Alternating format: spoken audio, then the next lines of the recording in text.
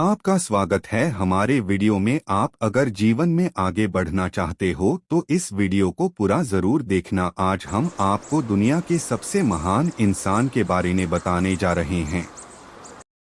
गौतम बुद्ध की प्रेरक कहानी पुष्प के बदले शरण द्वारा लिखित। एक बार की बात है जब गौतम बुद्ध जी मगध राज्य के एक गांव में ठहरे हुए थे। गांव से थोड़ा बाहर एक मोची अपने परिवार के साथ रहता था।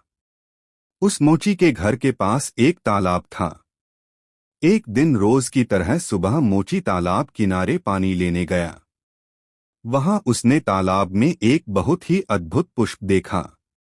वह पुष्प देखने में बहुत ही सुंदर था और चमत्कारिक भी प्रतीत हो रहा था। मोची ने तुरंत ही अपनी पत्नी को बुलाया और वह पुष्प उसे दिखाया। मोची की पत्नी आध्यात्मिक और धर्म में आस्था रखने वाली थी। वह पुष्प को देखते ही समझ गई कि जरूर कल यहाँ से गौतम बुद्ध जी गुजरे होंगे। उन्हीं के प्रताप से यह पुष्प खिला है। पुष्प को चमत्कारिक मानकर मोची ने एक योजना बनाई। उसने अपनी योजना के बारे में पत्नी को बताया कि वह इस पुष्प को राजा को देगा और उनसे खूब सारी स्वर्ण मुद्राएं लेगा। उसकी पत्नी ने भी सोचा कि यह पुष्प उनके किसी काम का नहीं है। इसे राजा को ही दे दो, कम से कम कुछ कमाई तो होगी। पत्नी की सहमति के बाद मोची राजमहल की ओर निकल गया। राजमहल के रास्ते में उसे एक व्यापारी मिलता है। मोची के हाथ में पुष्प देखकर वह रुक जाता है। वह मोची से पूछता है कि भाई, ये पुष्प लेकर कहाँ जा रहे हो? मोची कहता है कि मैं यह पुष्प लेकर राजा के पास जा रहा हूँ। इसे राजा को भेंट करके मैं राजा से मुँह मांगा इनाम लूंगा। व्यापारी ने मोची को प्रस्ताव दिया कि तुम ये पुष्प मुझे दे दो, बदले में मैं तुम्हें 100 स्वर्ण मुद्राएं दूंगा। मोची सोच में पड़ गया। उसने सोचा कि जब व्यापारी इस पुष्प के लिए 100 स्वर्ण मुद्राएं दे रहा है तो राजा तो और ज्यादा देगा। यही सोचते हुए उसने व्यापारी को पुष्प देने से मना कर दिया।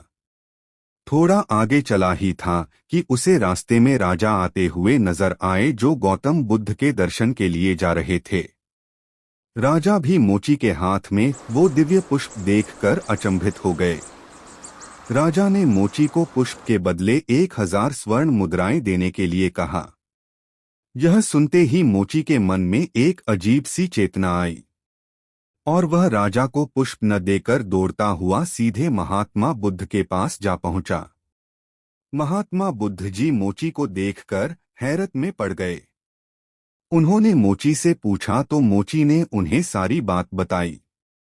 इसके बाद मोची ने वह पुष्प महात्मा गौतम बुद्ध के चरणों में अर्पित किया और उनसे कहा कि पहले तो मेरे मन में पुष्प को देखकर लालच आ गया था, लेकिन अब मैं समझ गया हूँ कि जिसकी छाया पड़ने से ही एक पुष्प इतना दिव्य हो गया हो, अगर उसकी शरण में मैं चला जाऊं तो मेरा जीवन भी धन्य हो जाएगा।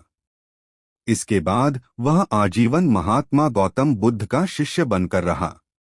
कहानी से सीख। इस कहानी ने हमें सिखाया कि हमारी जिंदगी में हमें बहुत से चीजें अपनी तरफ आकर्षित करती हैं, लेकिन हमें उनके लालच में न फंसकर अपने ज्ञान का प्रयोग करके जीवन में सही राह को चुनना चाहिए।